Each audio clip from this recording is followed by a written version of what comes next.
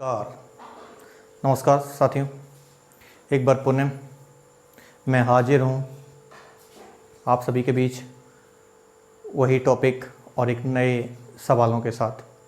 आज के सवाल जो हम लोग करने जा रहे हैं उनमें कुछ स्टैंडर्ड क्वेश्चन की बात करेंगे और कांस्टेंट रिलेटेड सवाल हैं। वैसे देखने में तो आपको ये सवाल कुछ टाइम एंड डिस्टेंस स्पीड का ही लगेगा, लेकिन ऐसा सवाल नहीं है, हम उसमें भी कर सकते हैं और रेशियो में भी कर सकते हैं। तो पहले मैं थोड़ा हट जाता हूं, आप लोग के पास सवाल को देखिए और करने की कोशिश करिए।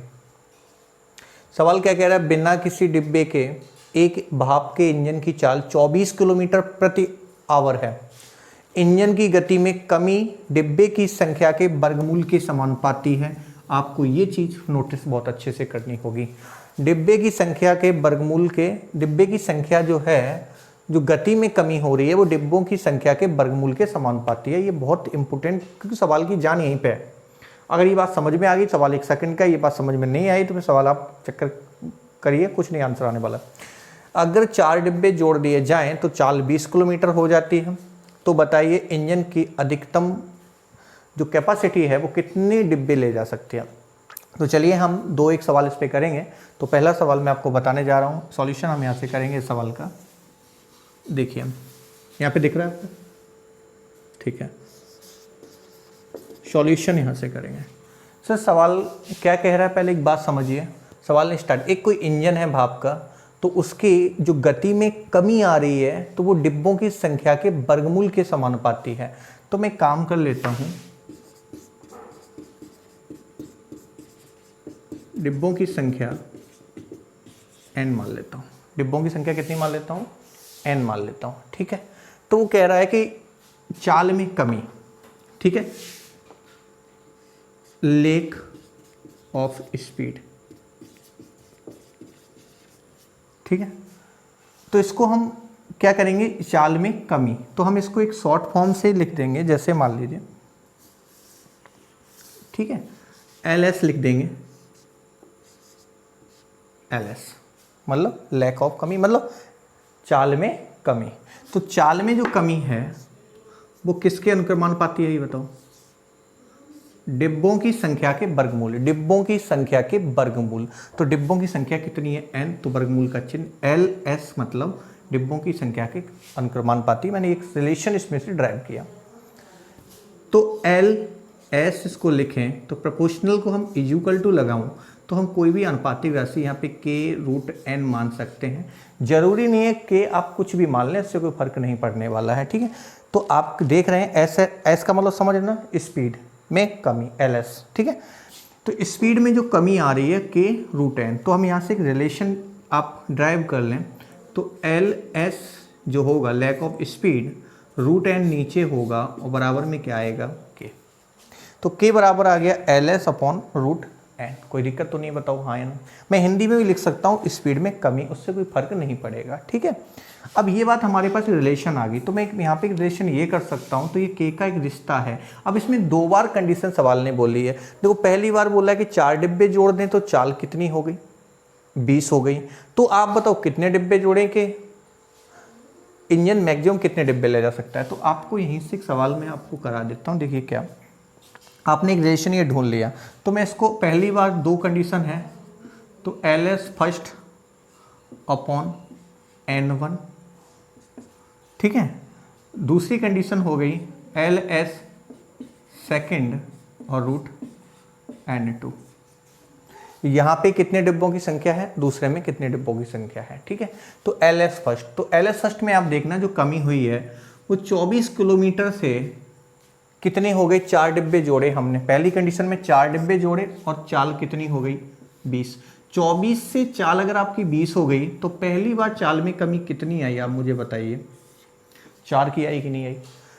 24 से 20 हो गई तो बताओ कितने की कमी आ रही है, 4 की। और कितने डिब्बे जोड़े गए, 4। तो मैं यहाँ पे रूट में कितने लिख लेता हूँ, 4।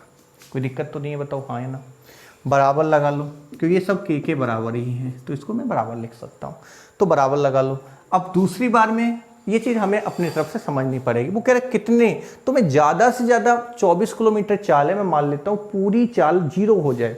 पूरी चाल 0 हो जाए तो कितनी कमी कर सकते हो आप मैक्सिमम चाल में? 24 ही कर सकते हो, नहीं कर सकते हो? तो बताओ कितने डिब्बे लगा दें? मतलब सवाल कह ये रहा है कि कितने डिब्बे लगा दीजिए कि रेलगाड़ी का इंजन रुक जाए। तो हमें ये बात पता, रुकेगी रेलगाड़ी जब 0 स्पीड बनाओगे कि नहीं बनाओगे, और 24 स्पीड है और 24 को 0 बनाना है तो कितना कम करोगे आप? 24 ही करोगे, √n2। अब देखिए यहाँ पे 4, इसका क्या होगा? √4 का √2 = 24 और √n2। तो आप बताओ 2 से कितनी बार 2, 2 से कितनी बार 12, तो यहाँ से √n2 = 12 और n2 रूट जब है तो दोनों पक्षों का क्या करोगे आप बताओ? इधर भी स्क्वायर होगा और इधर भी स्क्वायर होगा, तो n2 बराबर 12 का स्क्वायर, जो कि किसके बराबर आया? 144।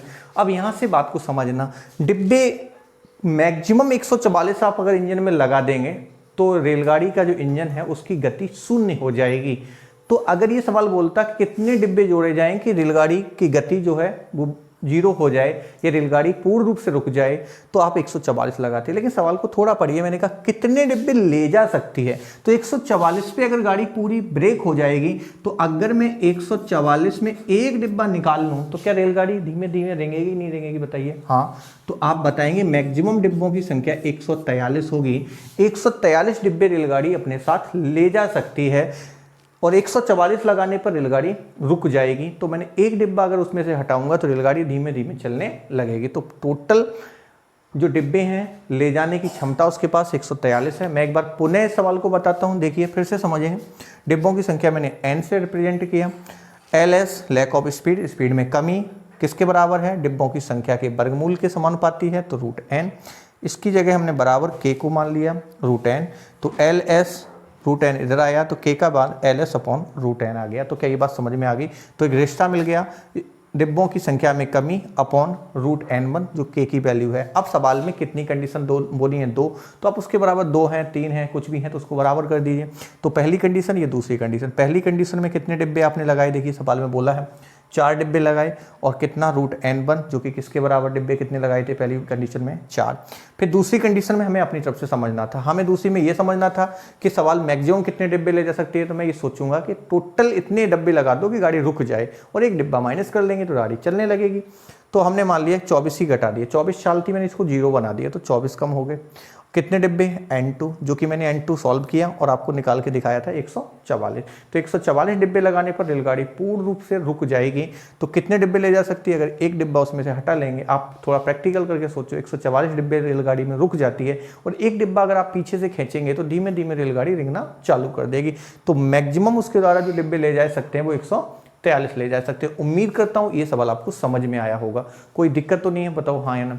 कुछ भी ऐसे सवाल आ जाए डिब्बों की को रिलेटेड, आप इनको आसानी से कर सकते हो, बताइए हाँ या ना। चलिए मैं दूसरा सवाल भी आपके पास लिखता हूँ, इससे पहले ये सवाल समझ में आ गया होगा। चलिए एक सवाल दूसरा भी मैंने उसी टाइप का लिखा, सेम वही टाइप का सवाल है, बस मैं आपकी प्रैक्टिस के लिए सवाल को लिखा है। आप लोग सवाल को देख लें एक बार फिर से, बट डाटा बदल जाएगा। कॉन्सेप्ट क्लियर होगा तो फिर डाटा बदल जाए, आपको कुछ नहीं। फिर गुणा भागी अगर नहीं आ रहे हैं आपको तो वो एक चीज़ अलग है। अगर मल्टीपल भी नहीं आते हैं, डिवाइड भी नहीं आते हैं, मतलब कुछ भी नहीं आ रहा है तो वो एक कंडीशन अलग है। अदरवाइज आप लोग उत्तर तक जरूर पहुँचेंगे। आइए मैं एक सवाल को देखता हूँ। फिर वही सवाल है, बिना किसी डिब्बे के एक भाप के इंजन की चाल 36 किलोमीटर प्रति घंटा है। इंजन की गति में कमी डिब्बों की संख्या के वर्गमूल के समानुपाती है। कल को वर्गमूल कह दे, कल को घनमूल कह दे तो उससे फर्क नहीं पड़ेगा, ठीक है। स्क्वायर रूट होगा तो स्क्वायर करना है, क्यूब रूट होगा तो क्यूब रूट करना है, ठीक है। अगर 9 डिब्बे जोड़ दिए जाएं तो चाल 30 किलोमीटर हो जाती है। तो देखिए मैंने आपको ये रिलेशन तो पहले ही ड्राइव करा रखा है, पिछले सवाल में ही ड्राइव करा रखा है। देखिए lack of speed √n LS के, तो ये हमने रिलेशन आपको दिखा दिया। अब सवाल ने 2 कंडीशन बोली है, तो आप बताइए पहले 36 किलोमीटर था, 36 किलोमीटर से कितने डिब्बे आपने इसमें ऐड किए? 9, तो ये चाल कितनी हो गई? 30। तो आप मुझे एक बात बताओ, 36 से 30 हो गई तो कितनी चाल में कमी आई बताओ? यहाँ पे 6, बोलो आई कि नहीं आई? एक बार बताओ। 6 यहाँ पे कमी आई, कितने डिब्बे जोड़ने पर? √n। एक बार ये देखिए बोर्ड पे दिख तो रहा है, थोड़ा मार्कर कम चल रहा है, √n आए, दिख रहा है, ठीक है, ठीक है। तो √n आ गया, ठीक है। अब एक बात बताओ, थोड़ा मैं स्केच कर रहा हूँ, LS2, तो अब कितनी कमी आएगी? चलिए मैं एक बार इंक डाल लेता हूँ, आप लोग बने रहिए।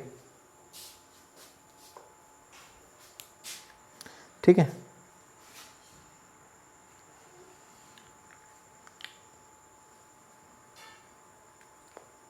खुद ही करना पड़ता है ये काम, है ना।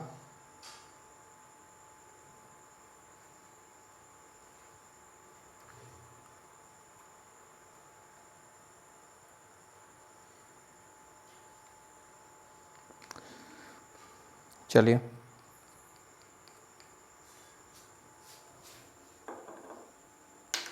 आइए, अब देखिए कितने 6 और √n।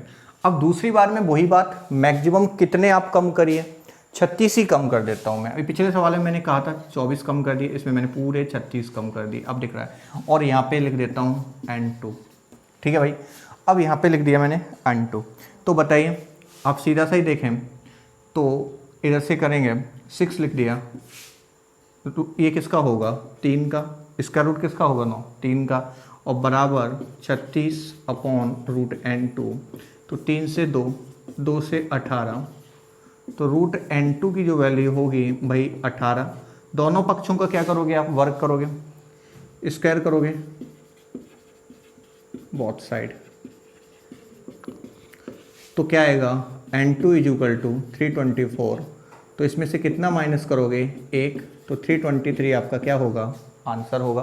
324 18 का वर्ग होगा, तो मैक्सिमम 324 अगर लगा दोगे तो गाड़ी का इंजन रुक जाएगा। एक मैंने माइनस किया तो 323 आप वो ले जा सकती है कंटिन्यू।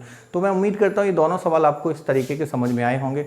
कोई दिक्कत है तो आप मुझे बताइए। कुछ दिख तो सही रहा है एक बार। कुछ लोगों की एक क्वेरी आ रही थी कि थोड़ा क्लियर नहीं दिख रहा है, मैं उनसे एक आग्रह करूँगा कि थोड़ी अपनी वीडियो क्वालिटी को थोड़ा बढ़ा के देखिएगा। अगर आप ऑटो पे चल रहे हैं तो आपको ऑटो पे सही दिखाएगा, कुछ बच्चे 144 पे देखते हैं तो वहाँ हो सकता है कुछ आपको फेड दिखना चालू हो जाए। तो मैं उनसे गुजारिश होगा 240 या 360 पे आप देखेंगे तो बढ़िया दिखने में आएगा, ठीक है। डाटा थोड़ा ज़्यादा जाएगा लेकिन 144 पे कभी कभार यहाँ से हमारे पास हो नहीं पाता है, क्योंकि आप किसी को भी ज़्यादातर मैक्सिमम फेड ही दिखना चालू होता है। क्योंकि मैं दिखूंगा वो एक अलग चीज़ होगी, लेकिन आपके जो यहाँ पे मैंने शब्द लिखे हैं वो शब्द एक बार क्लियर नहीं हो पाते हैं। तो इसलिए मैं चाहूँगा या तो ऑटो पे लगा के चलिए अपनी वीडियो क्वालिटी को, या फिर अपना 240 या 360 पे देखने की कोशिश करिए। जो आपकी क्वेरी है 1-2 लोगों की आई थी, तो मैं चाहता हूँ कि वो भी एक बार ख़त्म हो जाएंगे, ठीक है। क्योंकि मेरा बताना था इसलिए मैंने बता दी। चलिए मैं इन दोनों सवालों को अच्छे से आपको समझा चुका हूँ, अब अगले सवाल की तरफ चलूँगा। चलिए एक और सवाल मैं आपके सामने, देखिए एक सवाल और लिखा है, उसी से कोरिलेटेड सवाल है, मैंने एक और लिखा है। थोड़ा भाषा के रूप में थोड़ा सवाल अलग है, लेकिन कॉन्सेप्ट दोनों सभी के एक ही चल रहे हैं। चलिए एक बार सवाल आप लोग पढ़िए और एक मैं 5 सेकंड देता हूँ, क्या आपके पास होगा या नहीं होगा ये बात देखने की कोशिश करिए। सवाल को पढ़िए। देखिए किसी तार का प्रतिरोध उसकी लंबाई के अनुक्रमानुपाती है। मैंने कहा कि कोई एक तार है, वायर है, उसका रेसिस्टेंस जो है, उसका प्रतिरोध जो है वो उसकी लंबाई के, मैंने देखो हर चीज़ लिखी हुई है, लंबाई के अनुक्रमानुपाती है तथा उसकी त्रिज्या के व्युत्क्रमानुपाती है।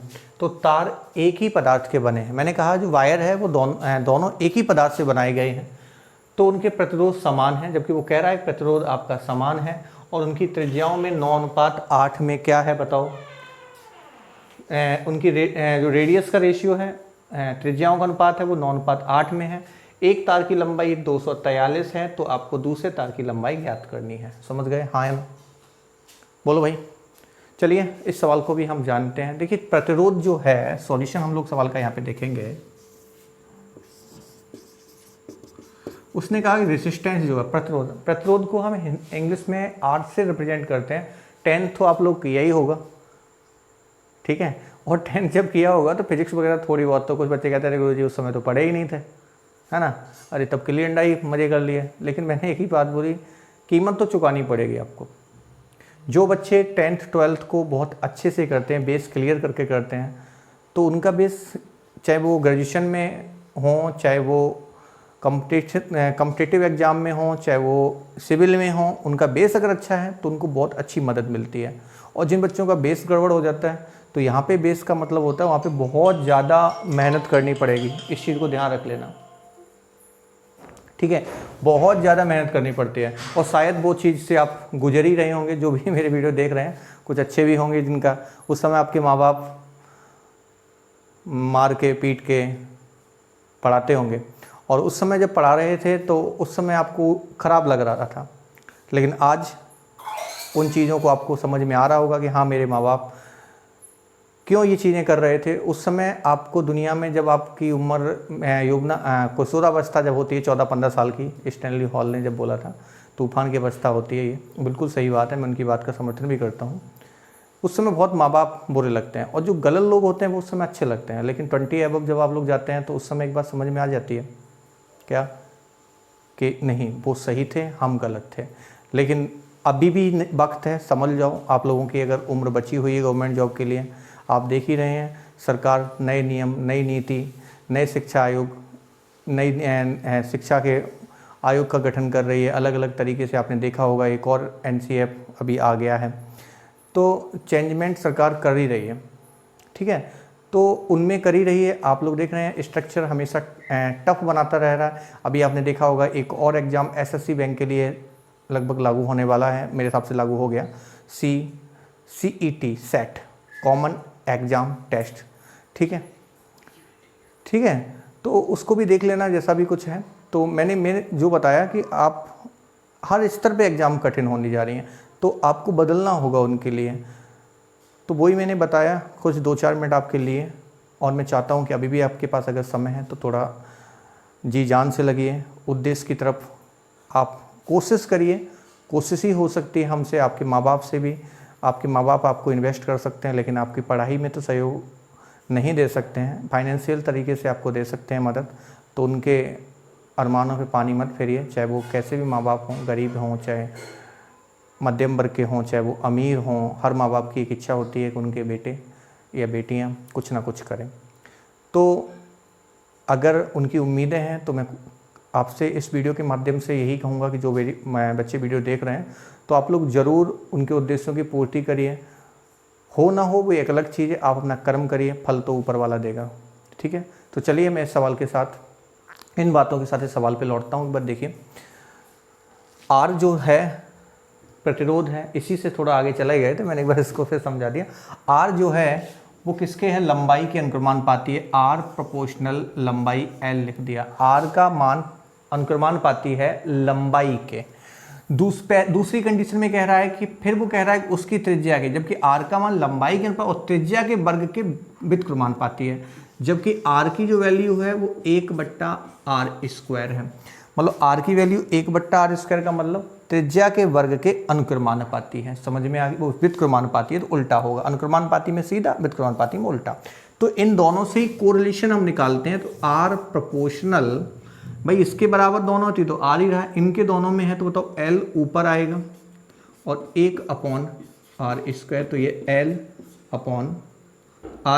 हाँ लेकिन सॉरी, यहाँ पे जब प्रोपोर्शनल है तो भाई फिलहाल अब इतना ही लिख रहा हूँ, ज़्यादा बातें नहीं समझ रहा हूँ। अब इतना लिखा तो आर प्रोपोर्शनल को जब बराबर लिखाएंगे तो K आ जाएगा, L बन जा L, और यहाँ पे क्या होगा r²। क्या यहाँ पे दिख रहा है, एक बार ये देखिए कैमरे पे देखो, ठीक है, यहाँ पे दिख रहा है क्या, KL/r², ठीक है। तो एक रिलेशन यहाँ से बस निकालना, मैंने कहा रिश्ता आपको पता होगा तो फिर आप समझदार खुद ही चीज़ें समझते हैं, तो वह रिश्ता ठीक ठाक होना चाहिए। रिश्ता ठीक है तो बातें बनती रहेंगी। तो R K को यहीं पे रोकेंगे तो L और r² है तो इधर क्या आएगा बताओ, r², इधर क्या आएगा L, और ये वैल्यू किसकी बनेगी, K की बनेगी।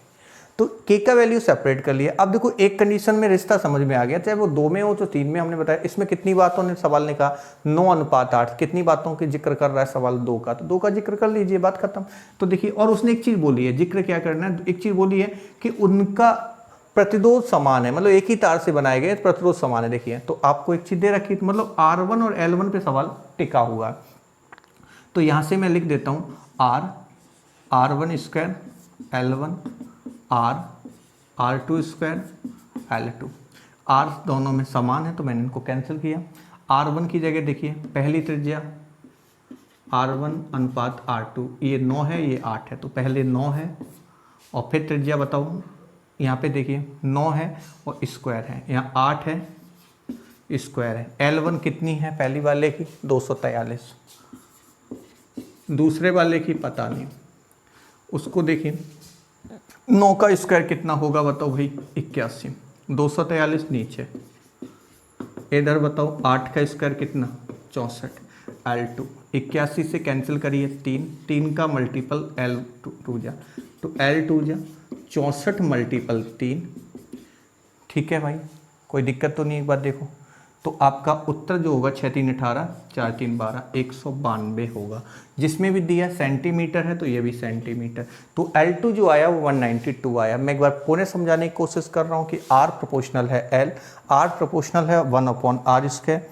R के रिलेशन दोनों में देखिए, L मल्टीपल 1/r², तो R = K L/r²। तो ये एक रिलेशन आ गया, तो मैंने यहाँ पे K को रोका, R² इधर भेज दिया, L नीचे भेज दिया, जो कि मैंने यहाँ पे लिख दिया। रिलेशन समझ में आ गया। तो बातें दो में हो रही हैं, दो पर सवाल आधारित है, टिका हुआ है, तो मैंने दो चीज़ें लिख ली। जबकि सवाल ने कहा है प्रतिरोध समान है, तो देखिए प्रतिरोध मैंने के दोनों के समान कर दिए। तो R1² R2² L2, तो R1 कितना है 9 का स्क्वायर जो कि 81, कितना है लंबाई पहले की 243, दूसरा कितना है 8 का स्क्वायर 64/L2 जो मैंने 192 निकाल दिया। चलिए मैं उम्मीद करता हूँ ये बात समझ में आ गई होगी। ये 3 सवाल हमारे हो गए, अब हम चौथे सवाल की तरफ चलेंगे। चलिए एक और सवाल आपके सामने, एक बार आप पढ़िए सवाल को पहले खुद।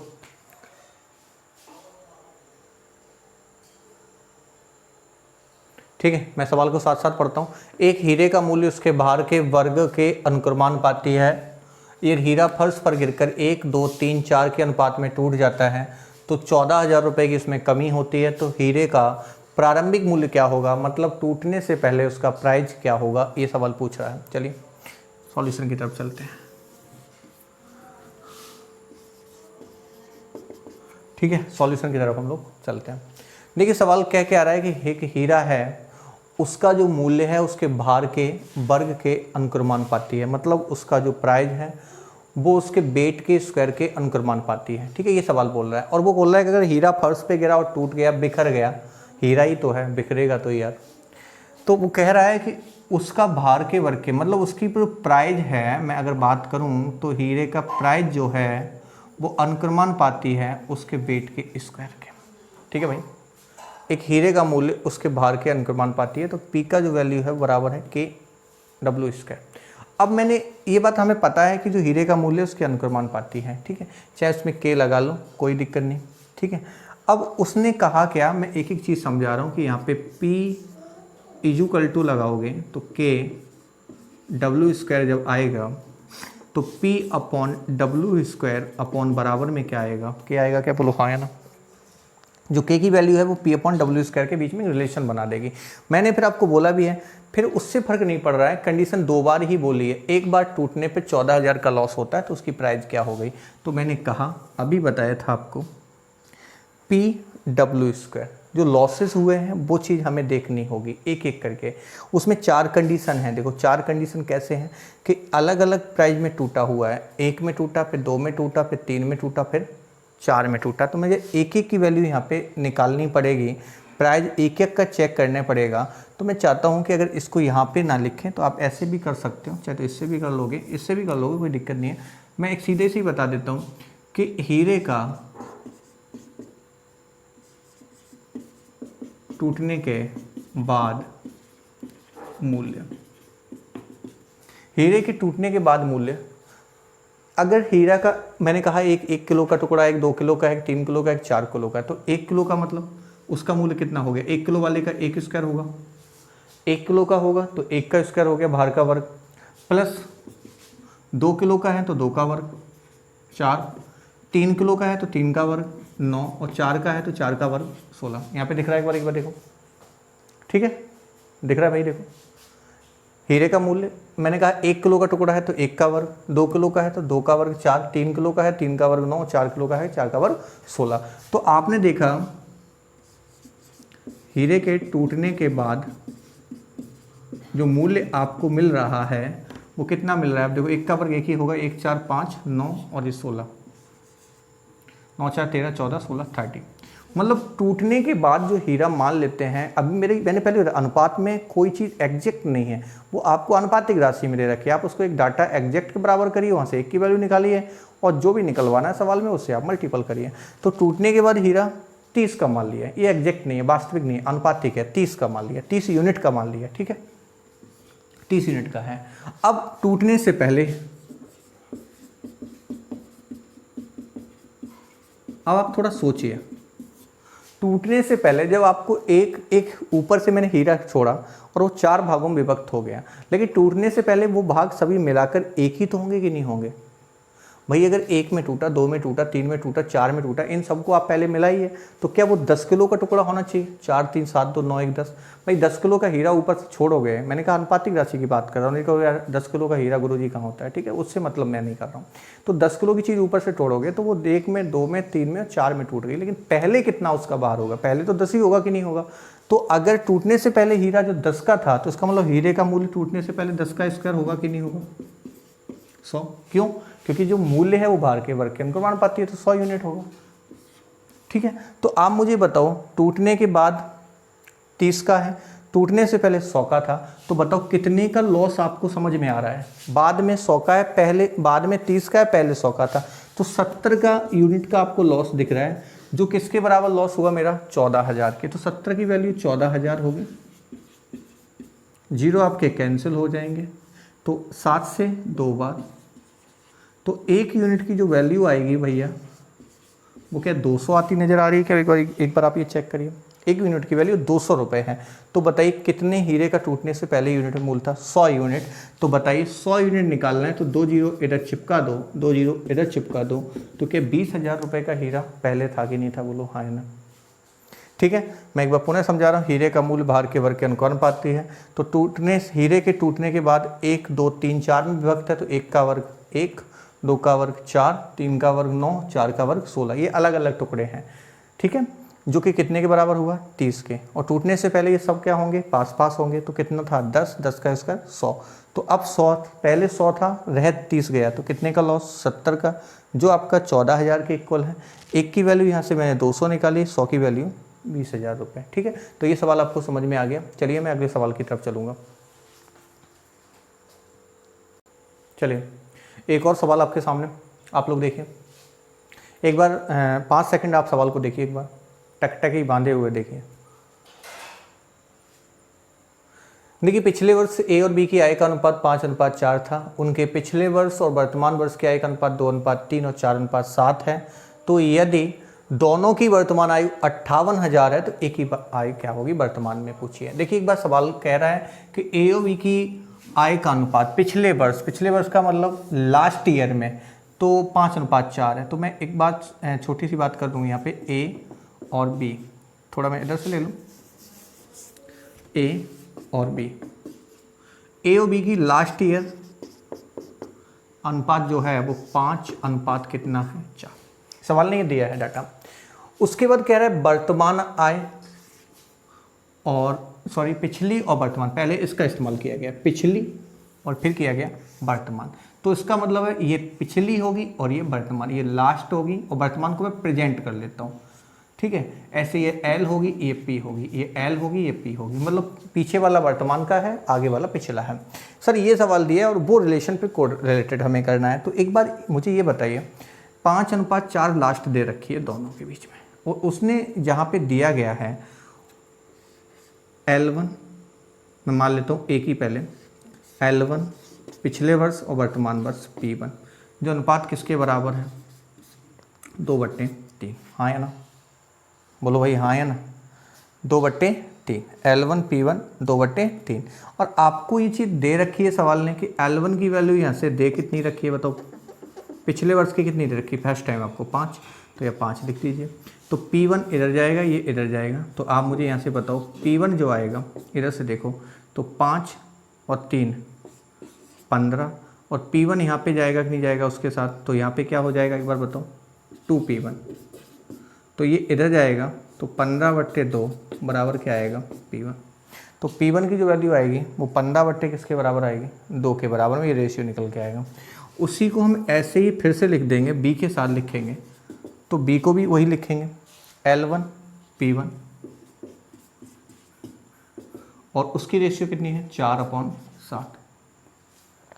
तो L1 जो दिया है सवाल ने आपको कितना दिया है? B के लिए 4 पिछले वर्ष का, और P1, और 4/60। बोलो हाँ है ना, सही है। तो वही बात, इसका इधर, तो बताओ 7 और 4 28 और P1 गुणा में कितना 4, 4 से 7, तो P1 की वैल्यू जो है वो किसके बराबर होगी 7 के। P1 की वैल्यू है वो किसके बराबर होगी 7 के। बोलो हाँ या ना।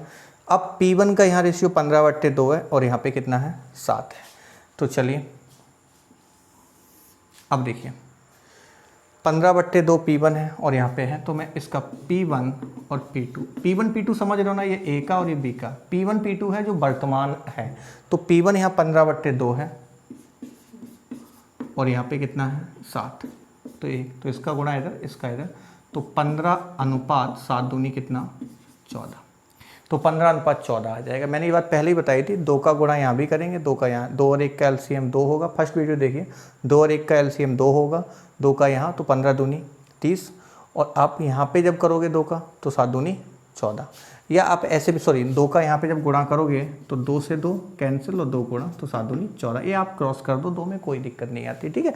तो ए का मतलब 15, बी का मतलब 14, और दोनों का जो सम है 15 है और ये 14 है, जो कि किसके बराबर है 29 के। और सवाल ने 29 की वैल्यू दोनों की कितने के बराबर दे रखी है 58,000 के, तो ये 58,000। तो एक की वैल्यू 58,000 अपॉन 29, 29 दूनी 58,000, 2000, तो एक की वैल्यू 2000 आ गई। तो एक की अगर 2000 आ गई तो मुझे बताओ किसकी वैल्यू पूछी है, ए की। तो ए का अनुपात कितना है बताओ ए का अनुपात कितना है 15, और बी का अनुपात कितना है, ये बी है और ये ए है। तो एक की वैल्यू 2000, तो 15 की वैल्यू पूछ रहा है, तो 15 गुणा 2000 जो कि किसके बराबर हो गया 30,000 ए का हो गया। अगर बी की बात करता तो बी की कितनी थी 14, 14 दूनी 28,000। एक बार जल्दी से सवाल को फिर से समझते हैं। सवाल क्या है, ए और बी की आय का अनुपात 5:4 है पिछली वर्ष की। फिर सवाल ने डाटा एक और दिया है उसी के बराबर में, वर्तमान वर्ष, पिछले वर्ष और वर्तमान वर्ष, L1 P1, मतलब ये L1 P1 था, L1 और P1 2:3 दिया है। और पहले कितना दिया था, L1 की जगह मैंने लिख दिया 5 और P1 निकाल दिया, तो P1 आ गया 15/2। ऐसे ही मैंने L1 P1 यहाँ पे भी किया। मैं चाहूँ तो B के लिए L2 कर सकता हूँ, उससे कोई दिक्कत नहीं है। तो L2 P2 कितना दिया पिछले वर्ष वर्तमान वर्ष के B के लिए, या A भी लगा लो, कोई फर्क नहीं है। इसके साथ A को इंडिकेट कर दो, इसके साथ B को इंडिकेट कर दो, उससे कोई फर्क नहीं पड़ने वाला, ठीक है, आप लोग जैसे चाहें। तो L2 क्या है 4/7, तो L2 दिया कितना बताओ उसके लिए 4, यहाँ से देख लो। B के लिए कितना दिया 4, P1, तो P1 यहाँ से कितना आ गया निकल के, P1 7 निकल के आया। तो अब मैंने 15/2 और 7 को जब सॉल्व किया तो 15 अनुपात कितना आया 14, जो दोनों का सम किसके बराबर हुआ 29 के दोनों को। और 29 की वैल्यू दोनों की वास्तव में कितनी दी 58,000 रुपये। तो यहाँ से मैंने एक की वैल्यू 2000 निकाली, तो 15 की वैल्यू चाहिए, एक की वैल्यू अगर 2000 है तो एक की कितनी वैल्यू थी 15, तो 15 दूनी कितने हज़ार हो गए 30,000 हो गए, ठीक है। तो ये सवाल आपको समझ में आ गया। चलिए मैं एक सवाल, इसी सवाल को थोड़े दूसरे तरीके से भी करके दिखा देता हूँ मैं। आप अगर वहाँ से सोच सकते हो तो वहाँ से भी सोच लेना, सवाल यही है, बस थोड़ा उसको समझना है। तो मैं इतना आधा वाइप करूँगा और ये सवाल फिर वहीं से चलेगा, इस डाटा को मैं फिर से लेके आऊँगा। इतना काम आप इस तरीके से भी कर लो तो भी ठीक, अगर नहीं भी करना चाहते हो तो मैं एक बार इस सवाल को जल्दी से फिर से और बता देता हूँ। देखिए इतनी चीज़ें मैं आपको हटा के दिखा देता हूँ। देखिए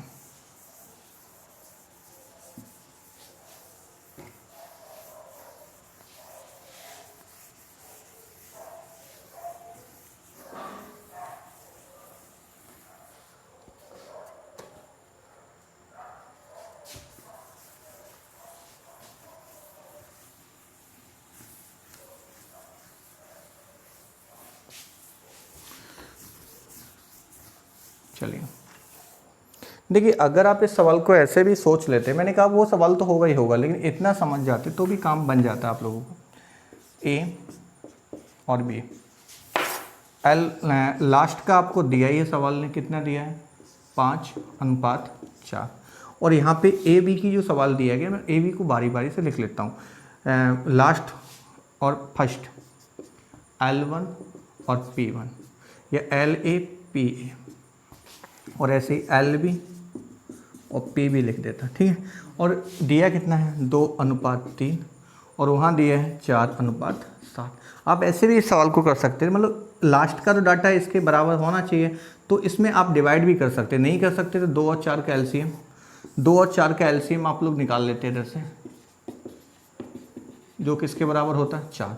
4 का यहाँ भी मल्टीपल मार देते हैं, 4 का यहाँ। मैं इसलिए इस मल्टीपल को मार देता हूँ, जिससे क्या होता है जब इसका डिवाइड आप इसमें करोगे तो आसानी से वो डिवाइड हो जाता है, आपको एक कंप्लीट डिजिट मिलता है। इसलिए तो आप 2 को इसमें करते हैं, 2 बराबर किसके हैं 20 के। तो 2 अगर ये 20 के बराबर है, 2 का भाग 5 और 4 20 है, कितनी बार जाएगा 10। तो 10 गुणा 3 ये 30 हो गए, ठीक है। और आप देखेंगे यहाँ 4 का भाग 16 में कितनी बार जाएगा 4। तो यहाँ बताओ ये कितना हो गया 4 हो गया। तो 7 और 4 यहाँ 28 हो गया। तो बताओ ये डायरेक्ट मिल गया, ये 30 मिल गया, ये 28 मिल गया। इसको कैंसिल करोगे तो भाई वही आएगा, नहीं तो आप फिर चेंज हो जाओ।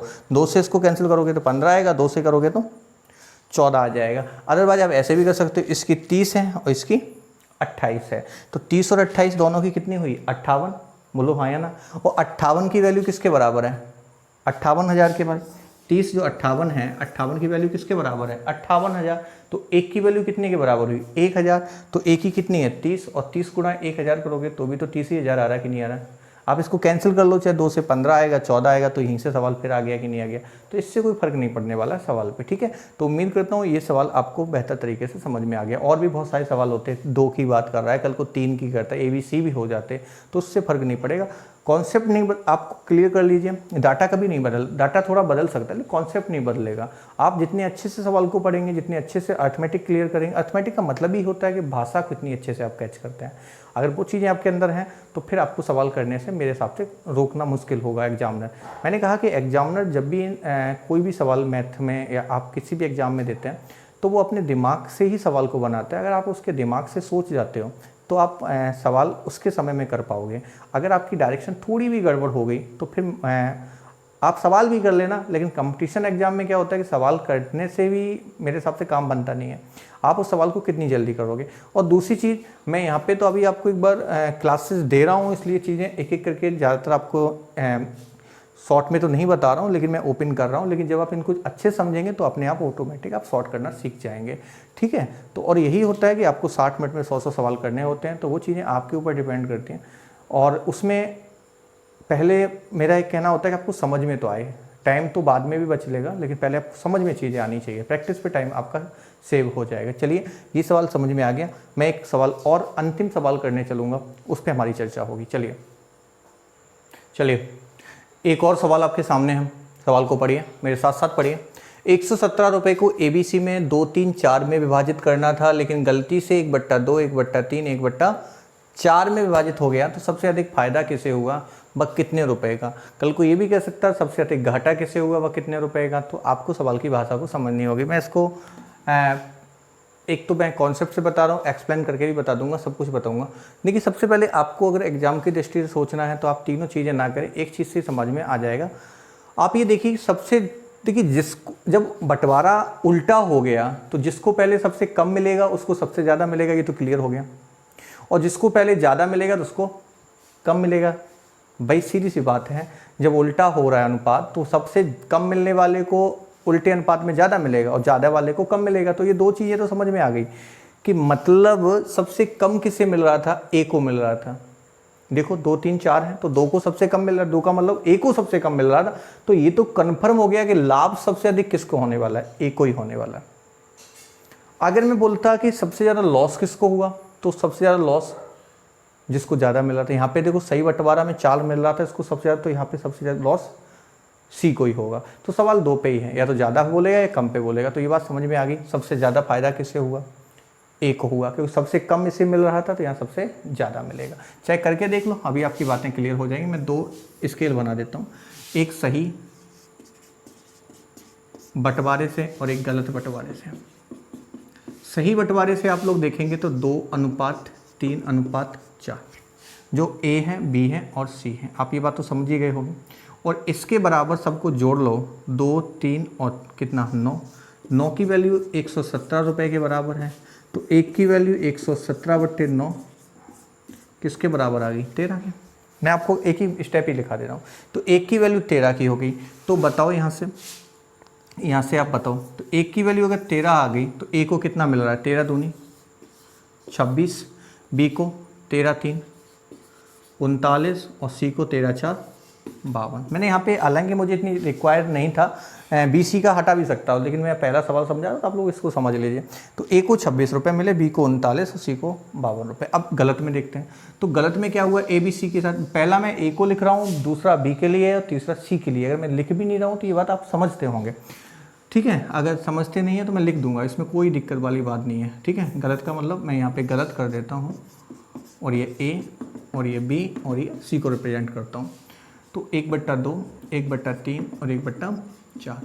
अब मेरा पहला या दूसरा वीडियो देखिए, उसमें मैंने आपको व्युत्क्रमानुपाती सिखाए हैं पहले वीडियो में। तो आप क्या करेंगे, 2, 3, 4 को सीधा करेंगे तो 2, 3, 4 का एलसीएम पहले लेना पड़ेगा आपको, जो कि 12 होगा। एलसीएम आता होगा 12 का आप यहाँ पे मल्टीपल करेंगे तीनों में, तो 2 का 6, 3 का 4 और 4 का 3। अब ये ए बी सी के, इसको 6 मिल रहा है, इसको 4, इसको 3, तो ये बराबर किसके होंगे, तीनों को मिलाओ 13 की वैल्यू 117 में बांटनी है, तो 1 की वैल्यू 9। तो यहाँ 1 का मान 9 आ गया। तो बताओ यहाँ पे 1 का वैल्यू अगर 9 आ गया तो यहाँ ए को कितना मिल रहा है, 9 6 54, यहाँ 9 4 36 और यहाँ 9 3 27। तो आप लोग यहाँ से देख सकते हैं, सबसे ज़्यादा 52 मिल रहा था, उसको 27 मिल रहा है, और यहाँ पे जिसको 39 मिल रहा है, इसको तो केवल 3 रुपये का लॉस हुआ।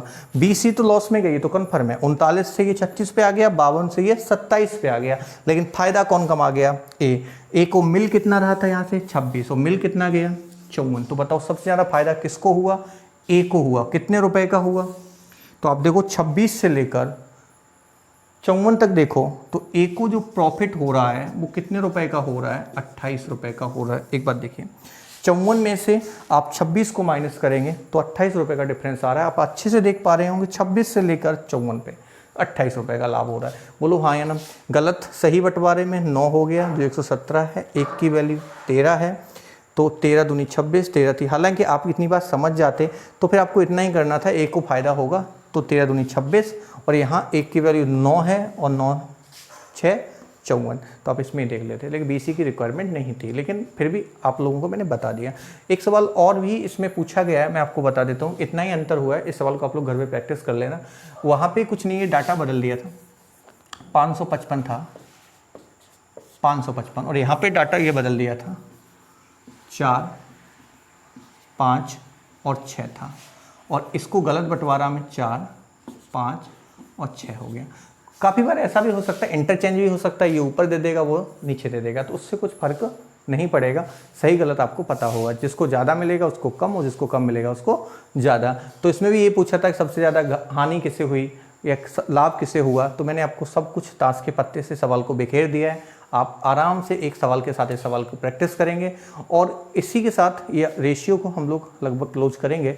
और इसके बाद अनुपात में ही अभी मेरी चर्चा हो रही थी, तो अभी मैंने समानुपात पे एक भी वीडियो नहीं बनाया था, तो एक क्लासेस हम लोग अभी समानुपात पे और रखेंगे। ये पार्ट 8 है, भाग 8 में करा रहा हूँ। 8 भागों में मैंने लगभग आपको अनुपात कराया। लगभग कोशिश ये की है कि सभी तरीके के सवाल आपको समेट लिए जाएँ, और अगर मुमकिन हुआ 1-2 सवाल और भी हैं, क्योंकि ज़्यादा लंबी सीरीज भी ना हो जाए, जिससे आप लोग थोड़ा बोर हो जाएं, परेशान हो जाएं। इसलिए मैंने सोचा कि एक वीडियो और हम लोग अभी समानुपात पे लेके आने वाले हैं, और उसके बाद इस टॉपिक के बाद हम एक नए टॉपिक के साथ। और देखिए, कुछ लोगों की क्वेरी आ रही है कि आप ये पढ़ाइए वो पढ़ाइए, तो मैं पढ़ाने को कुछ भी पढ़ा सकता हूँ, लेकिन मैं आपको एक सीरीज बाई चीज़ों को बता पाऊँ तो उससे ज़्यादा आपको समझ में आएगा।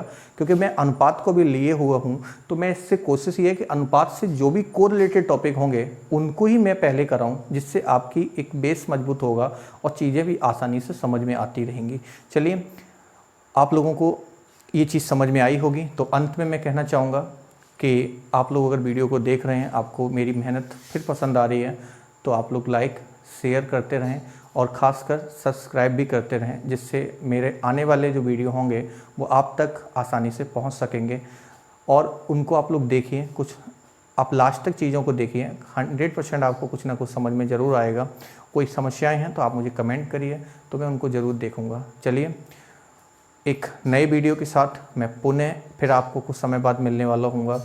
जब भी मुझे समय मिलता है मैं आप लोगों के लिए वीडियो लेकर आ जाता हूँ। चलिए, इसी आशा और उम्मीद के साथ मैं यहाँ पे क्लास को रोकता हूँ।